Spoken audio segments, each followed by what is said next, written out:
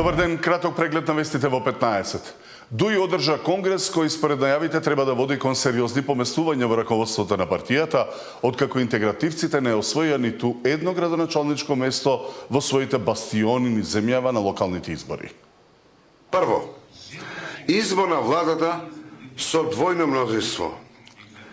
Извршен Бадентер. Предлагаме секој нов состав на владата да ја добие довербата во собранието, не само со мнозинство од вкупниот број на пратеници, туку и со мнозинството од пратениците кои ги представуваат немнозинските заедници. Второ, примена на Бадентеровиот принцип во Уставниот суд. Законите усвоени со двојно мнозинство во собранието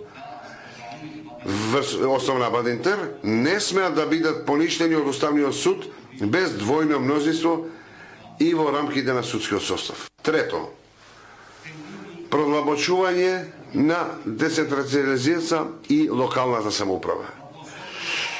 Предлагаме нова фаза на функционална демократија и фискална децентрализација со понатамошно трансферирање на надлежностите во областа на образованието, здравството, локалниот развој и управувањето со јавните добра. Доколку средната недела има парламентарни избори, за владачката ВМРО-ДПМН ќе гласаат 26% од граѓаните.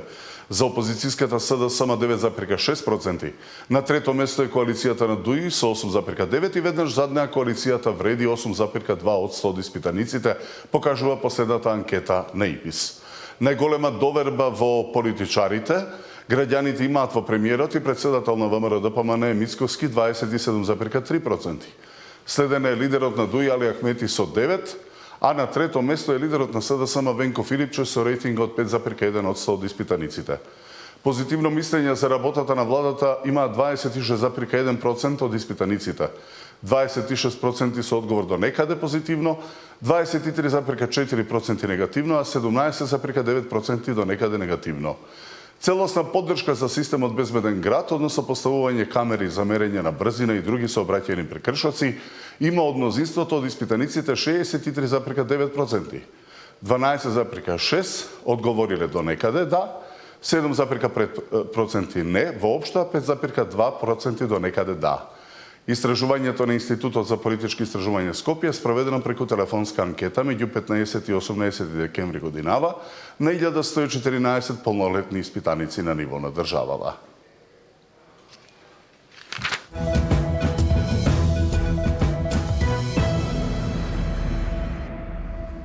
Обвинителството поднесе обвинение против пратеникот на Левица Сашко Јанчев за сообраќајката во која загина 16-годишниот Матеј Димковски.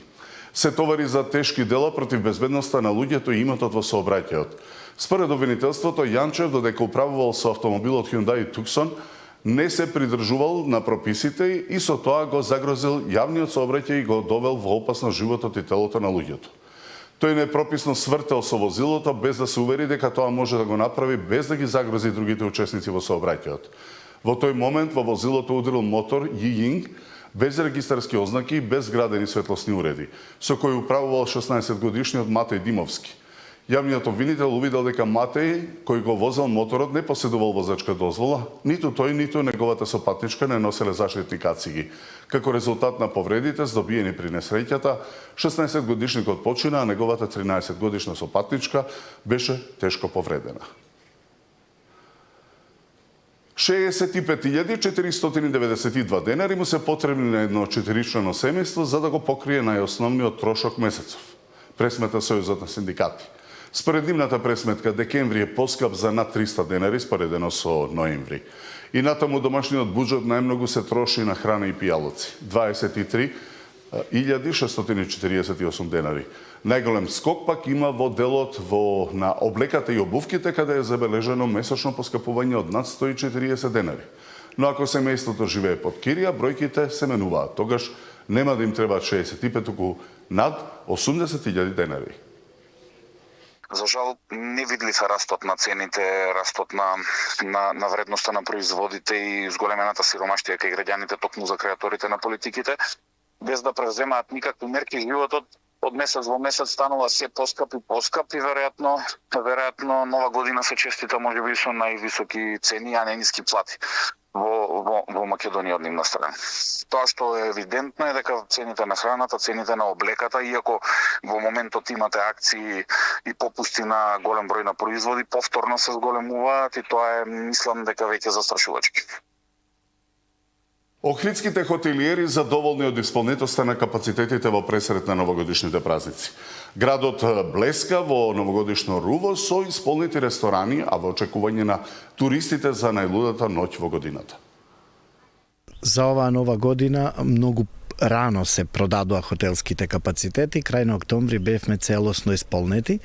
Годинава во нашиот хотел ќе престојуваат гости од Република Србија, Република Бугарија и секако наши домашни гости. Многу е важна организацијата во самите хотели и секако во градот. Тоа е факторот што ги привлекува странските туристи кај нас во Охрид. И Охрид со тоа и се издвојува со богатите прослави што се случуваат во хотелите, музички програми, гала вечери, а секако придонесува и самата организација во градот.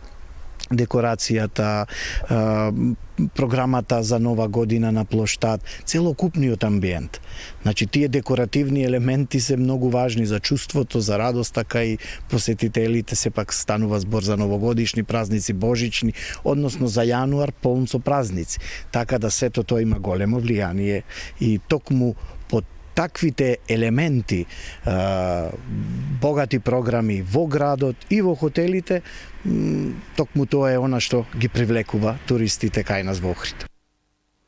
Континуираниот пораст на просечната плата и намалувањето на невработеноста се главни одлики на економијата во земјава изминатава година.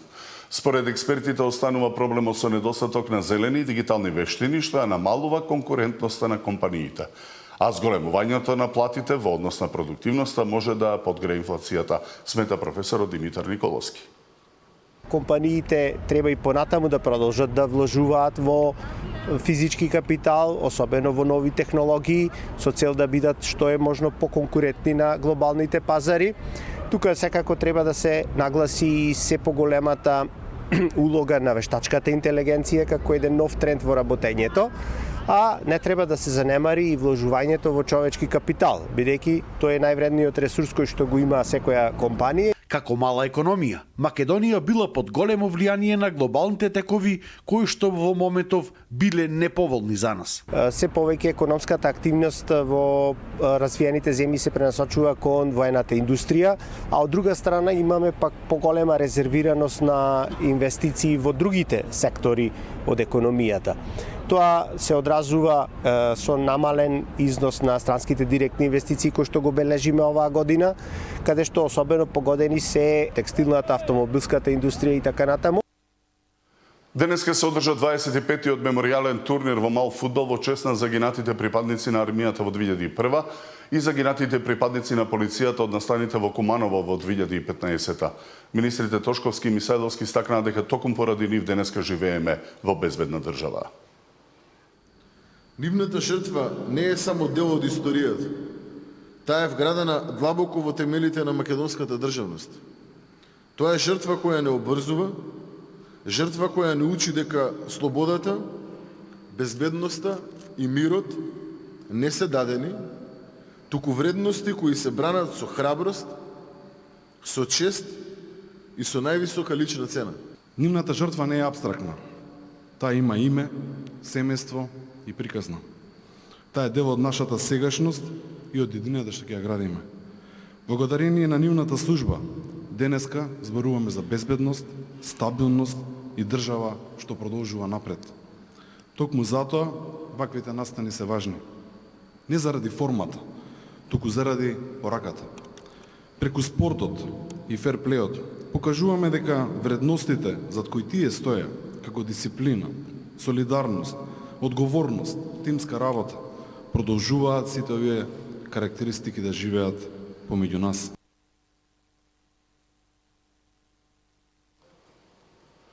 Денеска на 75 годишна возраст ненадејно почина легендарниот радиоводител, новинар и врвен познавач на светската, балканската и македонската музичка поп сцена Драган Б. Костиќ.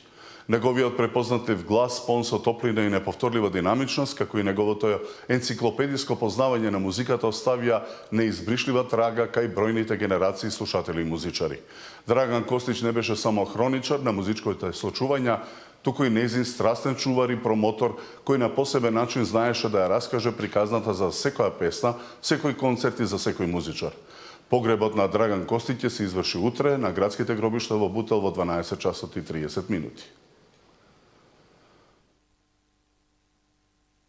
За народни игри и песни на Македонија Танец ја известува јавноста дека се откажува годинашниот концерт кој беше претходно најавен за вечерва, поради ненадејната смрт на нивниот долгогодишен колега, истакнат играорец, солист и кореограф Симеон Чулев. Загубата на Симеон Чулев е огромна и недомеслива за целиот ансамбл. Сите граѓани кои веќе купиле влезници за концертот ќе можат да ги рефундираат средствата на продажната мрежа од каде што се купени билетите. Останете со Сител, за помалку од 1 час гледајте не во вестите во 16.